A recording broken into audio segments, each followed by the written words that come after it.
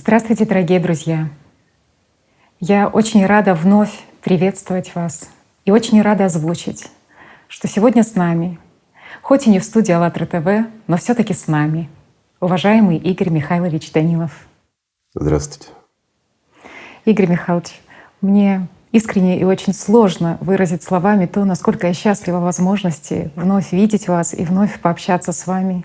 И слава Богу, что такая возможность у всех у нас есть. С момента нашей последней передачи, которая называлась «Для всех», прошло около 3 месяцев.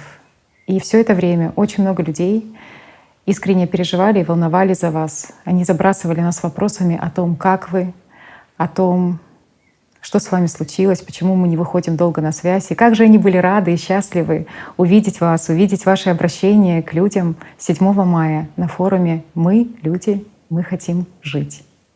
Игорь Михайлович, совершенно очевидно, что последние месяцы, они были очень сложными и очень непростыми, в том числе и для вас.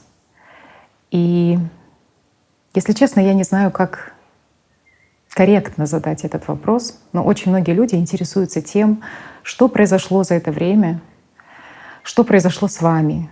Потому что уже ходят слухи о том, что в ваш дом попала ракета. Так ли это на самом деле или нет? И опять-таки люди беспокоятся и спрашивают, все ли хорошо с вами, с вашими близкими, родными. Спасибо, друзья, за заботу. Но все хорошо. Мы живы. Как видите, вот хоть и не на АЛЛАТРА ТВ, хоть и находимся далеко от нашей студии, но мы здесь. А в отношении того, что произошло, да, многие спрашивали, мне тоже рассказывали разные истории, щекотливые в отношении меня, моего дома. А некоторые даже радовались напрасно, преждевременно. Ну, я думаю, стоит рассказать из первых уст, как говорится, чтоб никто не переделывал. Ничего здесь такого нету. Когда начались боевые действия, мы, в отличие от других людей, вынуждены были оставаться, в том числе и я. Поясню почему. Друзья, наши участники, они оставались дома, выезжать не хотели. Раз они не выезжают, я не могу себе позволить выехать и даже не мог себе позволить вывести семью. Потому что люди оставались. Хотя были взрывы практически каждый день, была стрельба. Ну, все-таки это Бучанский район, не Буча, слава Богу, но недалеко. И это продолжалось практически чуть больше месяца. И 28 марта в действительности обстреляли мой дом. Меня предупреждали буквально за день до этого, что, возможно, будут попадания в мой дом. Это действительно так. Ну, по поселку уже прилетало и не раз. Но выехать, еще раз говорю, мы не могли. Но когда 28 марта 3 реактивных снаряда прилетели, 2 в гараж, а 1 в дом, мы приняли решение о эвакуации. Ну, я думаю, все равно людям будет интересно для того, чтобы не было слухов, потому что были свидетели и соседи, и разговоры пошли, и СМА и телевидение потом приезжало, и дом, ходили эти истории. Я расскажу в действительности, как оно было. Возле гаража находился мой близкий родственник, хороший человек, мой зять. А в доме находилась моя супруга, а я находился, как раз шел с гаража в дом и был где-то метрах в 15 от гаража и около 10 метров к дому. В этот момент прилетел первый снаряд, он попал в гараж, в котельную. Естественно, крышу снесло, повыбивало все двери, а буквально рядом с гаражом был вот мой близкий родственник. И в этот момент он, когда двери выбило, его немножко травмировало, стукнула крыша, когда она разлеталась. Но тем не менее он очень быстро, насколько я мог это видеть, он прыгнул в гараж и под машину. Там в гараже стоял автомобиль РАМ 2500. И второй снаряд прилетел конкретно, так крыши уже не было, он попал именно в этот автомобиль. И вот поблагодарю производителя, не знаю, дойдет до них это или нет, но публично поблагодарю за то, что сделали столь крепкую и надежную машину. Это не реклама автомобиля РАМ, чтобы не подумали, что я делаю рекламу автомобилям, но в действительности этот автомобиль в течение 5 лет мы его эксплуатировали, ни разу не подвел. И самое важное, он выдержал прямое попадание градом в то время, когда мой родственник был под этим автомобилем. Естественно, что после взрыва он оттуда быстро вылез, скажем так, и отдалился. Но это уже после третьего взрыва. А вот третий взрыв, он пришелся конкретно в дом. Еще раз скажу, там была супруга, с откуда пошли многие слухи, что у меня пострадали родственники, еще что-то. Да, взрыв был очень сильный, повыбивало все, что только можно. Но дело в том, что супруга успела после второго выстрела, между вторым и третьим, буквально за доли секунды, выйти через заднюю дверь, и она оказалась за домом. Понятно, что двери повылетали, но она уже отошла, и слава Богу, никто не пострадал. Я в это время находился, я же говорю, между гаражом и домом. Да, было море осколков, было не очень приятно, взрывная волна, пара легких нокаутов, или, как говорят военные медики, легкие контузии, скажем так. Страшного ничего не произошло. Скажем, значит, не время еще. Начальству виднее же, правильно? Значит, есть что делать, значит, нужен здесь. Раз нужен здесь, значит, будем и дальше делать то, что мы делали. Но после этой ситуации, когда стало понятно, что это были не шутки в отношении того, что будет целенаправленно попытка, скажем так, стрельнуть в мой двор, стало понятно, что подобные попытки могут быть произведены и по другим объектам в нашем поселке. А это, извините, и координационный центр, и другие дома наших участников. Поэтому мы приняли экстренное решение просто эвакуироваться с этой территории.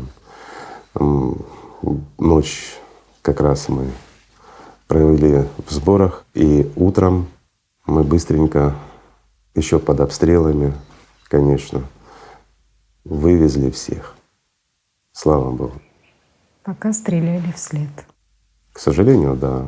К сожалению, когда выезжали, мы вынуждены были прятаться и за зданиями, пережидать обстрелы. Это нормально. В нашем потребительском формате, в таких ситуациях это естественно, это нормально. Но слава Богу, что все живы, мы всех успели вывести. И, пожалуй, самая, скажем так, интересная информация поступила, когда мы отъехали уже несколько сот километров от нашего поселка. Еще раз скажу, что мы приняли решение всех женщин эвакуировать за границу. И поступила информация, что прекратились боевые действия в нашем районе. И после этого они уже не возобновлялись. Хотя были частичные прилеты еще, более тяжелые взрывы происходили и в нашем поселке тоже, но тоже не по нашим объектам. То есть интерес к нам, очевидно, пропал, так как понятно, что мы уже уехали. И хочу поблагодарить опять-таки и специалистов, которые помогали нам организоваться быстро и провели всех наших участников с этого поселка, кто выезжал с нами, до самой границы. Огромное спасибо вам, ребят. Они также рисковали, так же, как и мы рисковали. Но они знали за что. Спасибо. Действительно, это были мужественные поступки с их стороны. Спасибо. Тут нечего сказать просто. Да, только огромная благодарность и правда за столь безопасное, можно сказать, прохождение до границы. Да. И огромное спасибо тем, кто встретил уже. Да, на это тоже хочется поблагодарить искренне и наших участников, которые встретили скажем, наших участников тоже, с другой стороны границы, и помогали, и помогают по сегодняшний день. Ну, спасибо большое, ребят. Это хороший поступок, и он очень ценный. Спасибо, что не забываете, спасибо, что помогли, помогаете. Это очень ценно. Понятно, что такая ситуация — это действительно горе, это действительно беда, но когда люди остаются людьми, когда разделяют чужое горе, то оно становится гораздо более легким, его легче нести, когда не сам несешь. Спасибо, ребят. Правда, спасибо. Игорь Михайлович, я бы тоже хотела присоединиться к словам благодарности вашей в адрес тех людей, которые нам помогли. Я точно знаю, что эти люди сейчас и видят нас, и они узнают себя в том, о чем мы рассказываем. Поэтому спасибо вам большое за то, что чужое горе, чужая беда, она не остается чужой, что вы отнеслись к ней как к своему горю. И огромное спасибо вам за поддержку, за вашу сплоченность. Спасибо, что и здесь сохраняется вот это чувство дома, чувство единой такой семьи. Спасибо вам огромное. Игорь Михайлович, ну вот еще такой момент. Обычно в такие ситуации тяжелые люди рассчитывают на какую-то помощь определенных структур, там, таких как МЧС и так далее. И мы уже много раз, озвучивая тему катаклизма, в принципе говорили о том, что не всегда приходится рассчитывать на их помощь. Я скажу так, порой это просто невозможно. Ну вот пример наш дом, да. Все горело, пылало, конечно, был риск того, что возгорятся соседние дома. Мы даже в меру своих сил и возможностей пытались что-то тушить и с деревьями разбирались, чтобы огонь не перекинулся на соседние здания. Понятно, что позвонили в службу МЧС, нам ответили, что несмотря на все уважение и понимание ситуации, приехать мы сможем тогда, когда закончатся обстрелы. Говорят, как только обстрелы закончатся, мы сразу приедем. Понятно, что все сгорело. И еще раз скажу, мы на следующий день уезжали, вывозили наших женщин. Обстрелы продолжались. И нам стреляли даже вслед. Поэтому понятно, что как бы они могли прибыть и тушить, это всего лишь дом. А тоже вы люди. Тоже надо понимать и рисковать людьми ради того, чтобы потушить чей-то дом. Это неправильно. Игорь Михайлович, ну вот события, которые сейчас проходят в Украине, они для очень многих людей стали огромной неожиданностью. И многие даже до сих пор не верят, что это происходит с ними. А некоторые даже не верят, что это и вовсе происходит. И думают, что информация о той же Буче — это фейк или какая-то фальсификация. Знаешь, я тебе скажу так. Тот, кто не был в Буче, для того это фейк. Когда сидит человек дома, когда у него все спокойно, когда ему хорошо, никакой угрозы, мирное небо над головой, то он начинает рассказывать, что события в Буче — это фейк. Я бы таким людям посоветовал: съездите на экскурсию, посмотрите, какой там был фейк. И представьте себя на месте тех людей, которые были там. Мы вот месяц были под обстрелом, да, буквально. Каждый день по много раз. Мы видели, как взрываются дома, мы оказывали помощь, помогали. Понятно, что были в гуще событий. И все равно сознание для многих из нас рассказывало, что это может произойти с вашим соседом, это может произойти с кем угодно, но к тебе не прилетит. И мне говорили прям в глаза, говорят: вам хорошо, к вам-то точно не прилетит. Ну, те, кто это говорил, они знают. Я скажу так: у снарядов и бомб, и ракет у них нет души и нет сознания. Куда запустили, туда они летят. А те, кто запускают, об этом тоже можно долго говорить. Когда военные расстреливают мирный поселок, который просто никак не интересен ни с военной точки зрения, ни с какой-то другой, разве что дестабилизировать морально людей, больше никакого смысла нет. То что можно сказать о таких людях? Понятно, что они выполняли задания. А что можно сказать о тех людях, кто дал такое задание, кто дал приказ стрелять по мирным людям? Даже, знаете, извините, скажу просто от себя. Если тебе дают приказ стрелять по мирным людям, и ты под страхом смерти, что ты, если не сделаешь это, тебя убьют, ты начинаешь стрелять по мирным людям, то ты уже умер. Понять можно тех, кто защищается. Он вынужден защищаться. И когда человек даже вынужден брать оружие и защищаться, это понятно. Скажем, грех это или не грех убийство людей? Грех. Нельзя убивать людей. Но защищаясь, ты выполняешь свой долг. Ты защищаешься. А когда, извините, люди с тяжелым вооружением начинают расстреливать беззащитных мирных граждан, которые не создают никакой угрозы, когда нет рядом никаких военных объектов, еще чего-то, то как это можно назвать? И как можно объяснить это? И понятно, что под страхом смерти он стреляет по мирным гражданам, да? Потому что ему так приказали. С одной стороны, можно понять этих людей, но как понять тех, кто дает этот приказ? Да, понятно, со стратегической точки зрения произвести дестабилизацию среди населения, создать такую тяжелую атмосферу, это дестабилизирует. Но ради того, чтобы кого-то дестабилизировать, убивать людей. Вообще это, знаете, тяжелая тема. Любая война. Мы не говорим сейчас вот за Украину, хотя на Украине пострадало много людей, продолжает страдать. Это тоже неправильно. Любая война, где бы она ни была, она неправильна. Я понимаю, что сейчас можно обвинять конкретных людей, кто отдал приказы, кто так поступил. У тех есть свое оправдание, свое видение.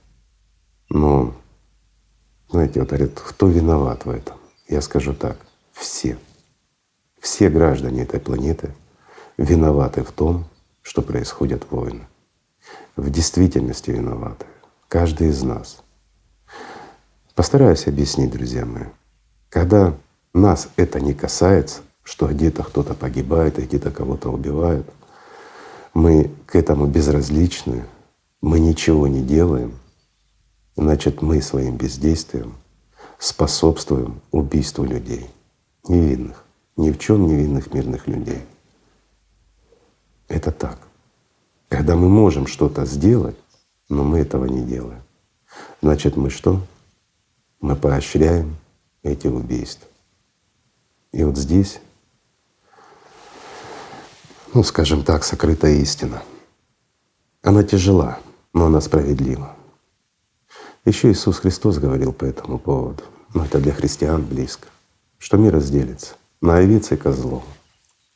Как раз касательно и помощи, и бездействия, и всего остального.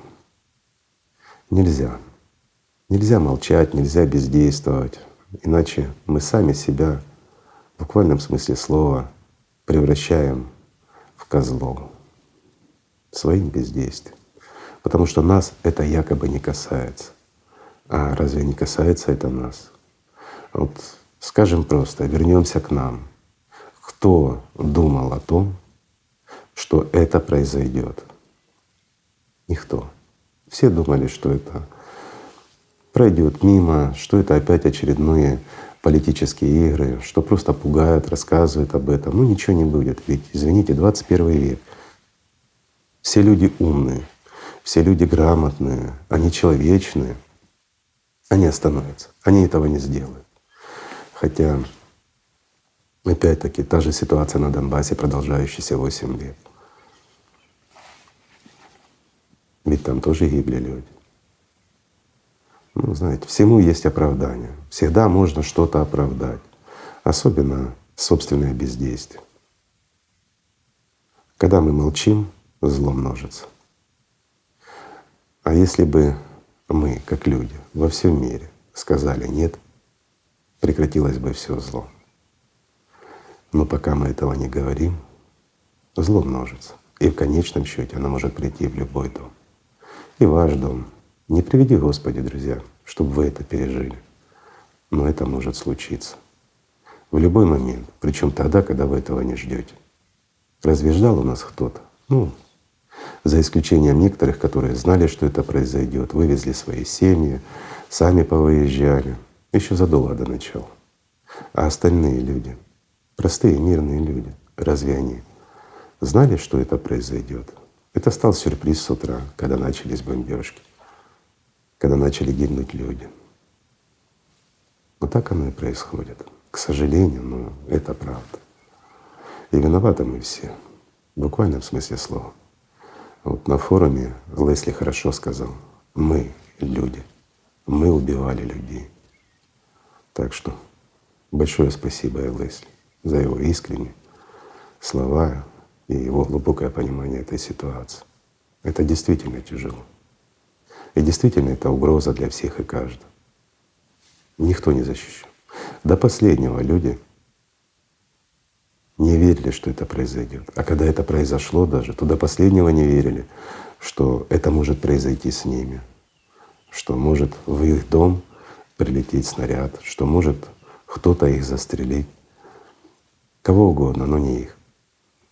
Но, к сожалению, очень многие пострадали. К сожалению, и погибли наши участники, которые, понимая всю ситуацию, зная об этом, они до последнего пытались сделать что-то для людей, продолжали монтировать, подготавливаться к конференции, готовить ролики и многое другое.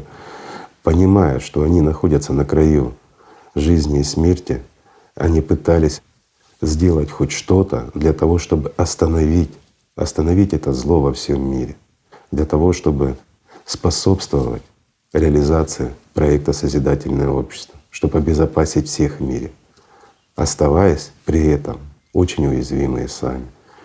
И, к сожалению, были те, кто погиб. Это настоящие герои.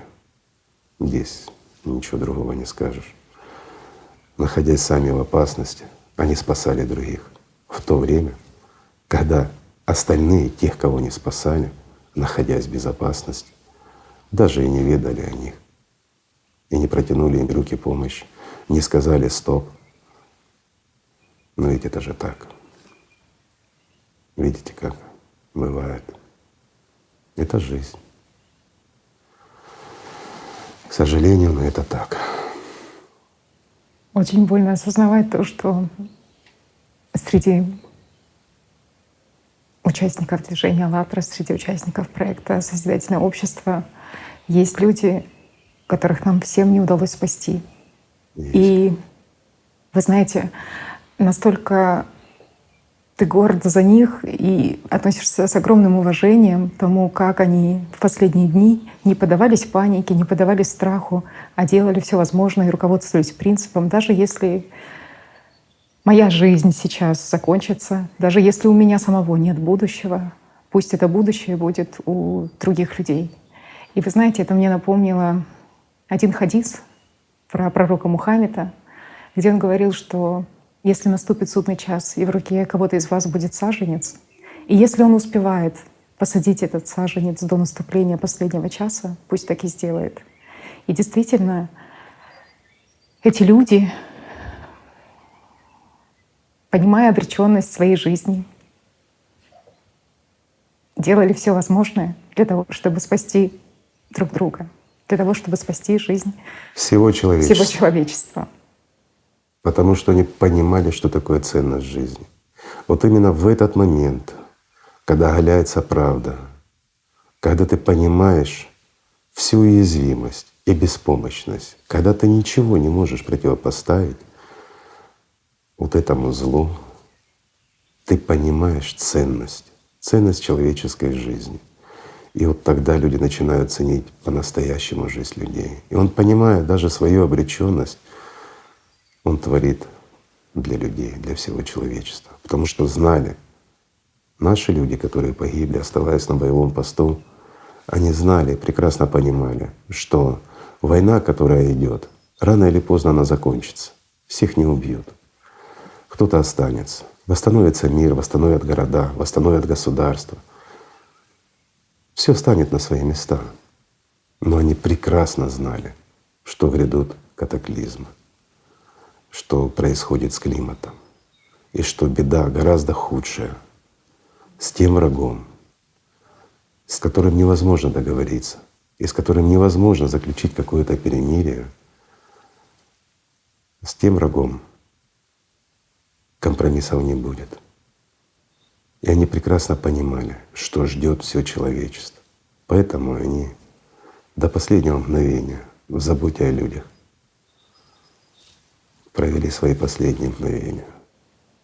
Вы знаете, данное событие — это замечательная проверка На и человечество. ревизия ценностей, да. Потому что если твоими ценностями являются материальные блага какие-то или материальные ценности, то, конечно, это очень сложные события для человека. Но если твоей ценностью является и смыслом жизни, это прежде всего быть хорошим человеком, быть человеком великодушным, быть человеком сострадающим, быть тем человеком, который спасает ближнего, то любые события в жизни и любые условия являются возможностью для того, чтобы реализовать этот смысл жизни. И сейчас по всему миру, безусловно, происходит очень много трагических событий, драматических. И вы знаете, это, наверное, условия для всех людей, для того, чтобы они провели вот эту ревизию ценностей и для того, чтобы они Знаешь, проявили свою вот, человечность. да, даже в священных писаниях есть о том, что человек для того, чтобы он наполнился, должна пройти эпидемия, война и голод. Тогда человечество возвращается к Богу. Ну, я не хотел бы этого. Есть другой путь. Это неправильный путь. Да, мы прошли все эпидемию, да. Слава Богу, не все проходим войну. Но голод — это неправильно. Люди не должны страдать. Люди должны жить в радости, в любви, в счастье. Они должны обретать гораздо больше, чем то, что сейчас может дать этот мир человеку. Это все в наших силах. Мы можем изменить мир к лучшему, если этого захотим. В этом смысл, если захотим. А для того, чтобы мы это захотели, мы должны знать, что это возможно, понимать это. Мы должны понимать, что созидательное общество, к примеру, созидательное общество, оно реально способно изменить весь наш мир, прекратить не только войны, но и убрать такие понятия, как эпидемии, голод, страдания. Почему? Потому что современная наука, она зашла уже достаточно далеко, чтобы решить очень многие проблемы. Решить проблему с водой, решить проблему с голодом, с очень многими заболеваниями. Это действительно так. Вопросы с энергией, да много чего. А если мы действительно, ну скажем так, захотим как человечество стать людьми, стать цивилизацией, то раскроются еще большие возможности перед нами. Это действительно прекрасный мир может быть. Вопрос лишь в том, хватит ли у нас человечности и вот этой бодрости духа для того, чтобы построить созидательное общество. Хватит ли у нас понимания, что это необходимо? Или мы, как всегда, как тысячи лет до этого, будем надеяться, что кто-то сделает, пока я отсижусь. Если руководствоваться этим, то ничего не получится. Мы не сможем на этот раз противостоять климату. Нам не с чем. У нас нет решения, у нас нет понимания даже, что происходит с этим климатом.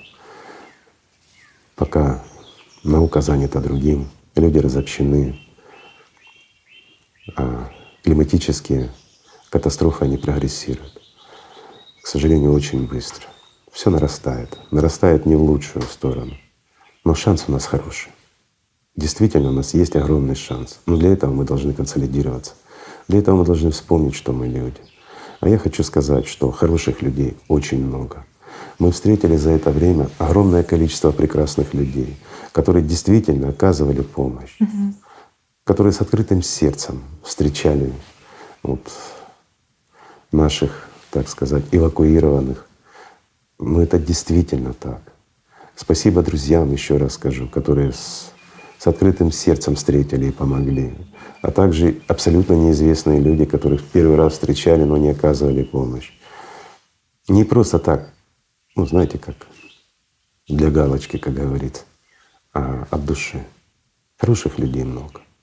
И все мы, по факту, мы хорошие люди. Лишь, знаете, вот эта навеянная глупость делает нас плохими. Потребительский формат. Конечно, мы встречались и с теми, кто ну, как бы это культурно сказать, но я просто хочу предупредить. Знаете, вот приведу простой пример. Это общеизвестный, о нем говорилось давно. Когда ты имеешь буханку свежевыпеченного хлеба и отломал от него 2 щепоти, ты хочешь одну дать тому, кому необходимо, а вторую щепоть оставить себе, имея буханку, и думаешь о том, а не обеднею ли я? Не отдавай. Даже щепоти не отдавай. Оставь себе. Оставь, друг мой. Не делись. Не делись вот этими копейками, имея много. Объясню почему. Потому что ты станешь беднее. Наедайся своим хлебом, ибо потом тебе придется голодать. Потом ты не вкусишь его никогда. А для тех настоящих людей, которые оставляли себе щепоть, отдавая всю бухань людям, за тех душа радуется. Знаете, вот тем, кто действительно открыл свои двери, тем, кто приветил, тем, кто поделился последним. Ну это ж так. Ну что можно Кто открыл сказать? свой дом для нас. Да, вот как Татьяна сказала, тем, кто для них открыл свой дом, для тех мой дом будет всегда открыт.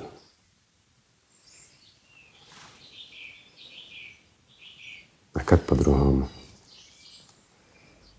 Правильно? Это настоящие люди.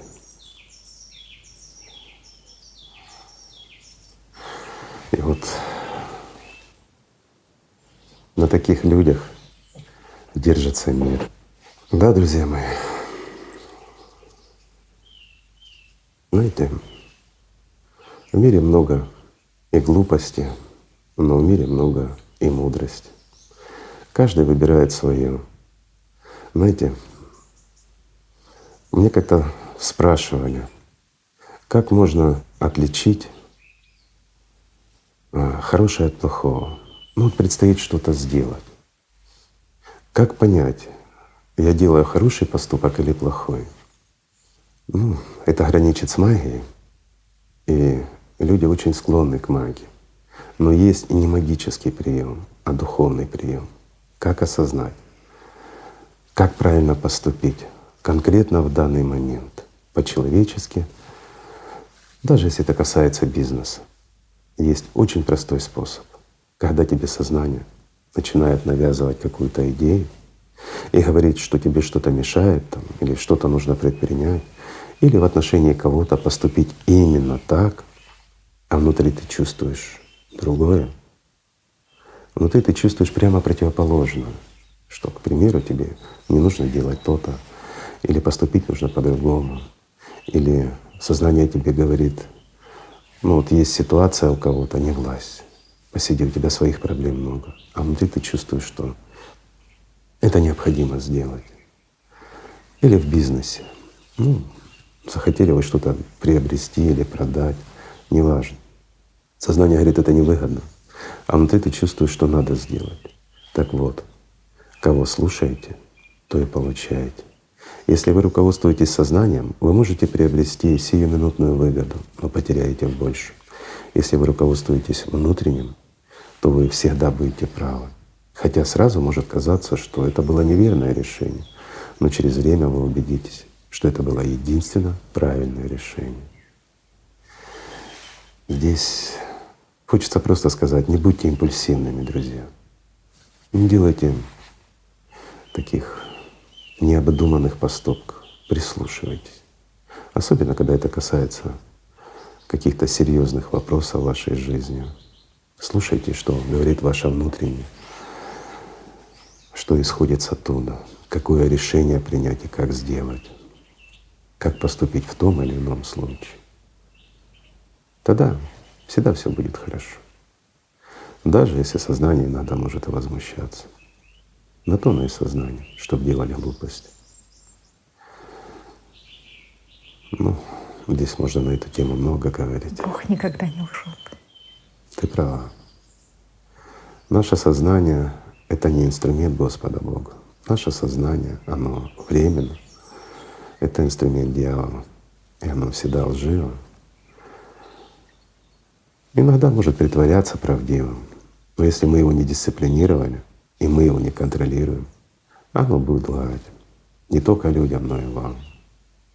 Создавать ложные образы, ну и поступать вместо вас так, как хочет оно. А если вы руководствуетесь своим внутренним миром, то вы всегда будете правы и всегда будете поступать правильно. Потому что Бог, как сказала Татьяна, никогда не лжет, потому что это Бог. И в действительности все просто. Да, вот не виделись мы 3 месяца с друзьями, и вот с такой темой. Но есть еще хорошая тема. Хочется поблагодарить участников форума. Мы люди, мы хотим жить. Да. И огромное спасибо за то, что люди не молчат, зная правду. Вы знаете, мне вспомнились слова еще Силуана Афонского, который говорил, что этот мир, он обречен на погибель, и у него нет другого пути, если исчезнут люди, которые говорят смело и прямо. Потому что если не будет тех людей, которые говорят смело и прямо, то не будет тех, кто их слышит. А если не будет тех, кто слышит, то и не будет тех людей, которые поступают честно и правдиво. И поэтому голос правды здесь должен круг звучать до замыкается. последнего. Если не будет тех людей, которые поступают справедливо и честно, то не будет тех людей, которые говорят правду. Круг замыкается. И если этот круг разрезать, мир разрушится. Так что пока есть такие люди, честные, порядочные, как те, которых мы видели на форуме, и много других, с которыми мы встречались, у мира есть шанс. Но опять-таки все зависит от нас, друзья. Как мы будем руководствоваться этим шансом? Упустим мы его? Или все-таки мы закатаем рукава и скажем «хватит»? Может, действительно хватит отдавать вожжи от своей жизни в чьи-то руки? Мы ведь все-таки не овцы, да и не козлы. Ведь это ж так. Да. Вы знаете, Игорь Михайлович, вот вы сейчас снова вернулись к теме сюжета, который был указан в Библии про овец и козлов. И вы знаете, меня очень впечатлил этот сюжет, потому что равнодушие действительно очень большой грех. Там приводится сюжет такой, Это смертный грех. смертный грех. И вы знаете, Иисус Христос отвернулся от тех людей, кто не помог ему, когда он был голоден с едой, которые не утолили жажду, когда он хотел пить, когда он был странником, тех, кто негостеприимно встретили его и так далее, и так далее. И он сказал, что если вы не сделали это для вот этих меньших, то вы не сделали это и для меня. И вы понимаете, такое сознание, что вроде бы люди и не лишали сами напрямую крова кого-то, и напрямую там здоровья кого-то. Они всего лишь не протянули руку помощи. Нет. И Господь отвернулся от них. Ты не права. Поясню, друзья мои, ведь многие заблуждаются в данном вопросе. Когда есть нуждающийся в чем-то, в еде, в воде, в одежде, которым негде жить, которые просто несчастны, которые больны и беспомощны, виноваты все мы. Потому что мы, люди, мы допустили такую ситуацию в этом мире, что есть те, кто нуждается. И это действительно так. И когда к этому всему мы еще и равнодушны к ихнему горю, мы не разделяем его, значит, мы отдаляемся от них. Отдалившись от них, мы исключаем себя из мира, не только человеческого, но и духовного. Что такое мир духовный? Это единство во множестве и множество в единстве. А когда мы себя исключаем из множества, то мы заведомо лишаем себя будущего. Ведь это так. И об этом говорил Иисус Христос. Да, понятно, каждый может толковать как хочет. Но знаете, есть правда, а правда есть истина. И вот эта истина, правдивая истина, она есть во всех религиях. Вот нас обвиняют, что мы как бы против религии идем. И есть священнослужители некоторых религий, которые нас просто ненавидят, потому что мы говорим правду. Но называть их священнослужителями, даже язык не поворачивается. Знаете, это, я бы так сказал, это бесы в рясах, которые пристроили собственные задницы на шее народа и борются и делают все, что только могут для того, чтобы остаться сидеть на сладком месте. Для того, чтобы обогащаться, иметь власть над людьми, чтобы их слушали, им покорялись. Знаете, такая вот тут бесовщина. Вот против таких людей мы в действительности и говорили в своих передачах. Но мы не говорили ничего плохого о религиях. Да, было переделано много истины, которые привносили пророки. А кем оно было переделано? Вот этими приспособленцами. Разве не так? Но с другой стороны, сколько в религиях замечательных людей, настоящих, которые действительно пришли служить Богу. Они не пришли пристроить себя в лучшее место. Ну, как человек, знаешь, в поиске безбедного существования, чтобы и деньги были, и работать не надо. Нет, они пришли Богу служить. И служат по сей день масса людей. И мы встречаем таких людей много. И знаете, что парадокс в чём? Все они, независимо от конфессии, независимо от религии, они принимают «АЛЛАТРА» как истину, потому что они находят в ней то, о чем говорили их пророки, о чем говорили посланники Божьи. Это действительно так. Почему нет двух истин? Любой человек, который утверждает, особенно если он в какой-то религии или еще что-то, что вот у нас истина, а в другой религии нет истины. Если кто-то, будучи мусульманином, отрицает Христа, он не мусульманин. Если христианин отрицает пророка, последнего пророка, посланного единым Богом, он отрицает не только пророка, не только ислам, он отрицает Бога. Так какой же он тогда христианин? Вот в чем смысл. Знаете, у нас потребительский формат, он деформировал все. Он деформировал религии, он деформировал и верующих. Ну все перешло на потребительство. Вот сколько козней нам вот эти вот бесы в одеждах священнослужителей-то строили, если вспомнить, да? Ну, скажем так, центральные каналы и на Украине, и в России показывали за нас, рассказывали. Они такую грязь на нас лили, что не приведи Господи. Но мы же прекрасно знаем, кто проплачивал это все.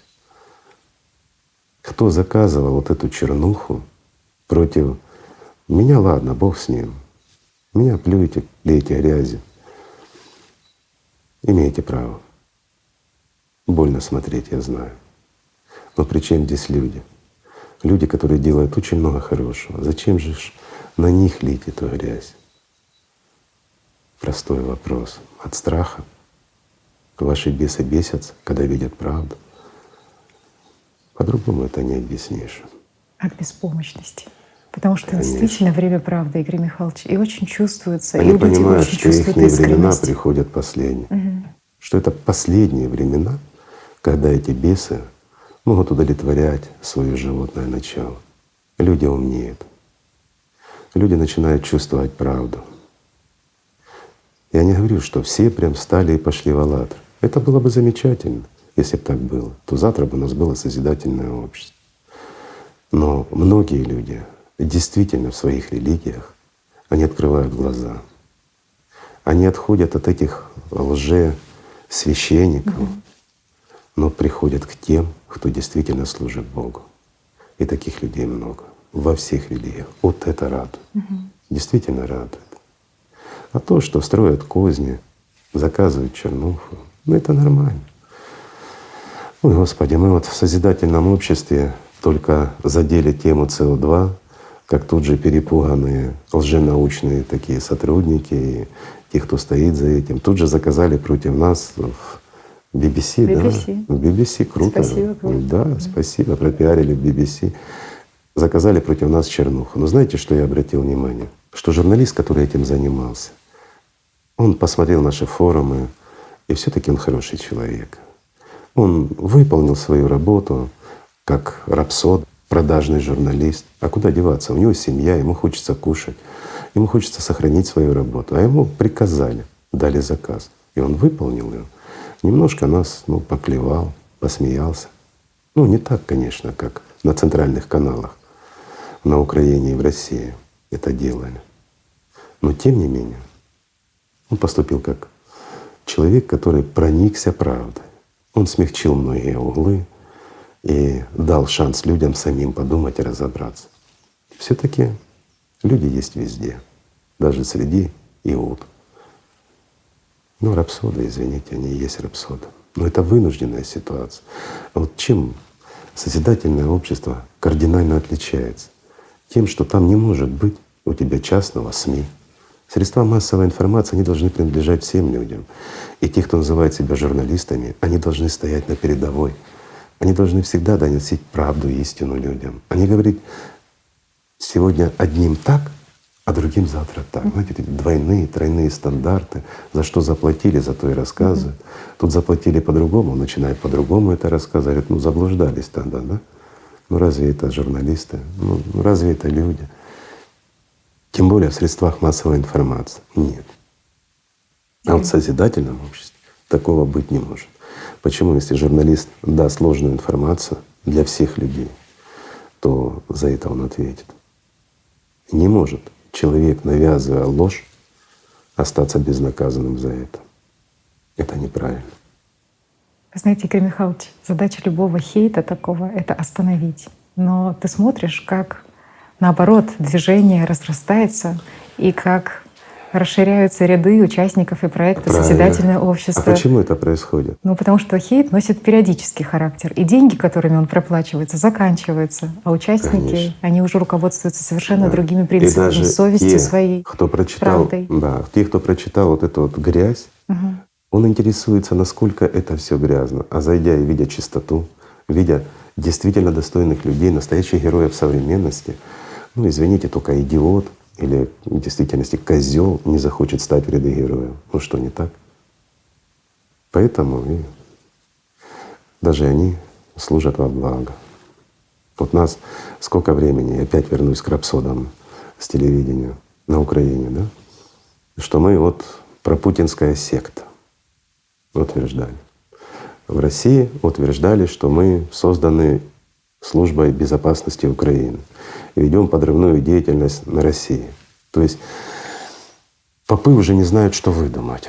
Почему? Потому что я прямо скажу, службисты, они все прекрасно понимают. Они умные, образованные люди.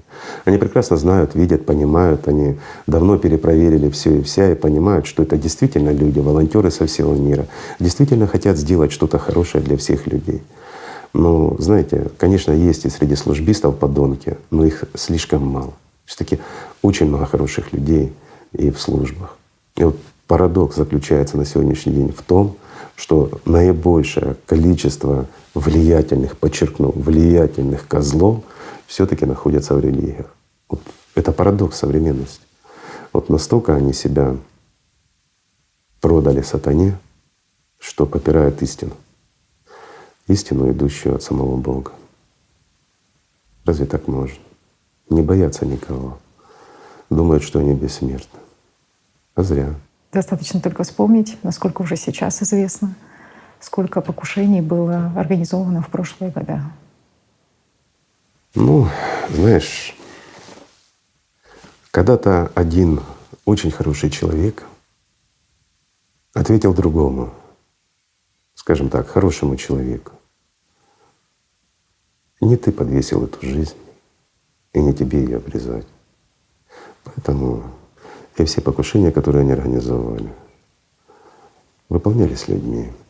И я должен сказать, что среди них было достаточно хороших людей, которые просто приходили и говорили: извини, мне сказали, но я не могу. И я хочу поблагодарить этих людей просто за их человечность. Люди есть везде. Поэтому слава Богу, что это так. Мне, Игорь Михайлович, только хотя бы немного утешает то, что ненависть — это беспомощность. Когда ты Конечно. ничего не можешь с этим сделать, когда ты не можешь сделать ничего с движением, которое наступило тебе на больное место. А что ты можешь сделать с правдой? Вот. Конечно, правда — это последнее, что хотят слышать люди. Почему? Потому что в нашем потребительском формате правда — это, знаешь, это как кнопка, допустим, в обуви, да, которая колет пятку. Очень неприятно и неудобно. Ходить невозможно. Или тут как камушек в ботинке, да? Когда тебе надо много идти. Мешает. Даже маленькая правда мешает. А то, извините, о чем говорят Паллатра, о чем говорят в созидательном обществе, ведь это истина. Конечно, она мешает, конечно, она пугает многих. Вот отсюда и зарождается их ненависть, потому что не понимают, что они не правы, что они живут не по совести, не по чести, что то, что они творят, это наказуемо. Не здесь, не по их законам, а по законам Всевышнего. И они понимают, где они будут и какая участь для них уготовлена. Это их, и бесит. Знаете, вспоминаешь… По-другому не скажешь, знаешь. Вот бесы бесят бесов. Здесь вспоминаешь, а как ведет себя смертельно раненый зверь. Он Да. очень разъярен в своей беспомощности вот этой, но ты понимаешь, что это первое время, потому что конец предрешен, потому что Это то, что мы это рана сейчас смертельна. наблюдаем. Да, поэтому, когда сталкивается ложь с правдой, ложь обречена, конечно. Обречена. Но кусаться будет. И да, мы это переживаем уже на протяжении многих лет. Ихние попытки укусить. А смысл? Это бессмысленно. И вот здесь просто хочется сказать, знаете, остановить правду уже невозможно. Когда миллионы людей во всем мире вовлечены, любая попытка укусить, она будет лишь злить людей. В хорошем смысле злить. Делать их, скажем так, более дееспособными. И еще больше будет правда выливаться в мир. Ты знаешь, как наступать себе на хвост. Злу надо смириться с тем, что пора прекращать свою деятельность. Если мы сами это не прекратим, мы люди, то это прекратится по воле более высшей, чем наша. Мир и так на грани. Знаете, вот последние события, пандемия, войны, политика, геополитика, они настолько отвели от климата, что многие люди просто забыли об этом. Забыли лишь те, кто еще в благоприятных регионах. А те, кто живет в тех регионах, где происходят активно эти события, знаете,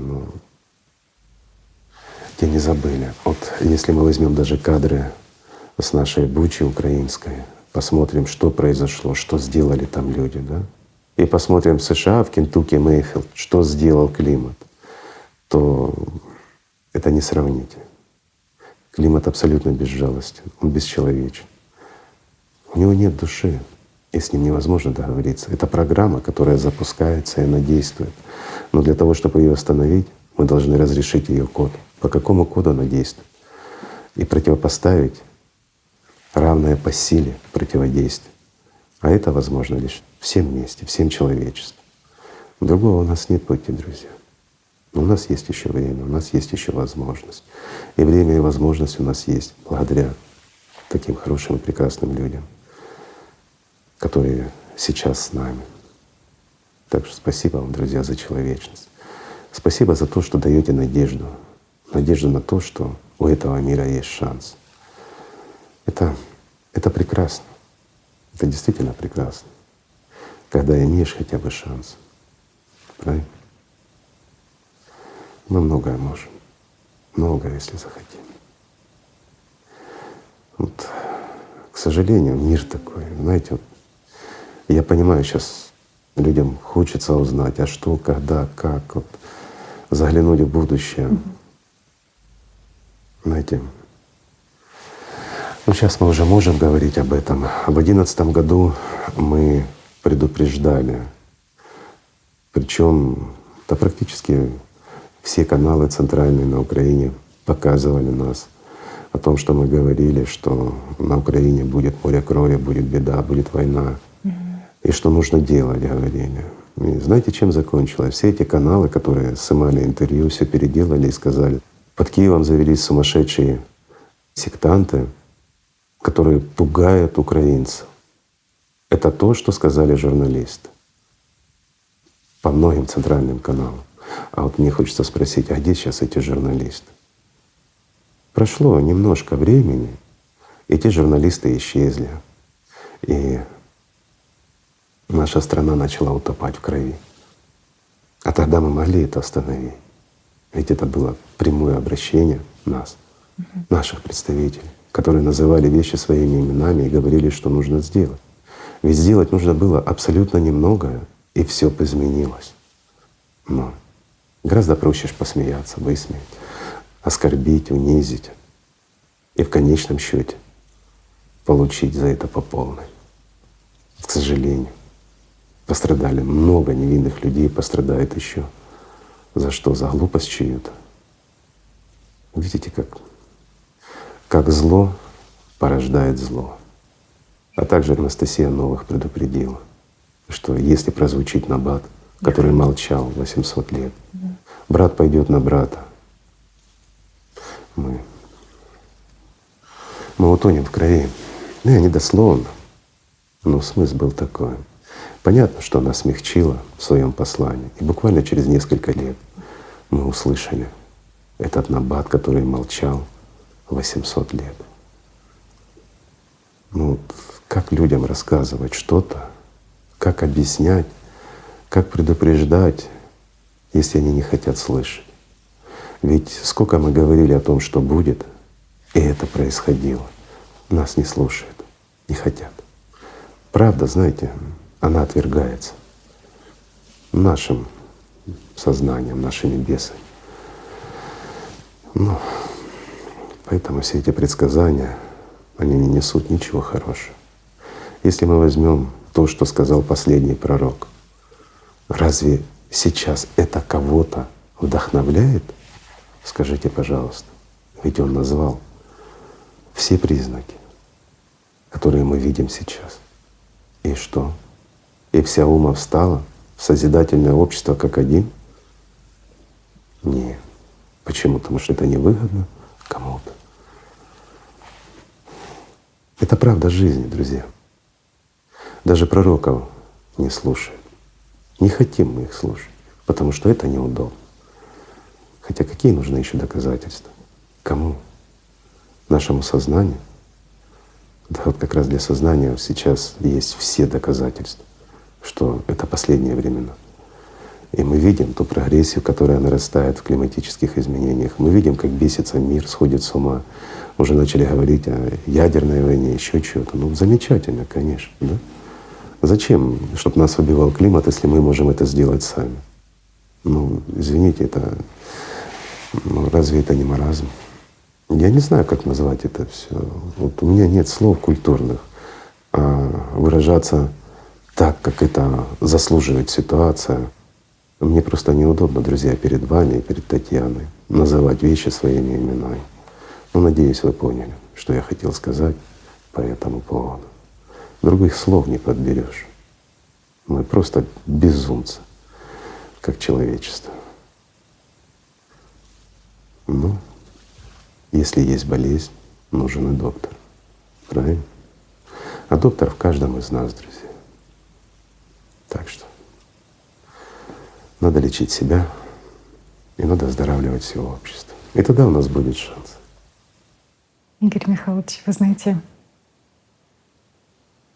очень тяжело смотреть за тем, что происходит. Тяжело смотреть за тем, как вы сеете, словно как на камне. Но, слава Богу, зерно истины прорастает. И мне приходит параллель с пророком, у которого была очень тяжелая жизнь. И он тоже сталкивался с сознанием человеческим, и которое что-то требовало, и каких-то доказательств и так далее. Но среди его окружения были хорошие люди, те люди, которые понимали ценность той истины, которую привнес, в частности, и пророк.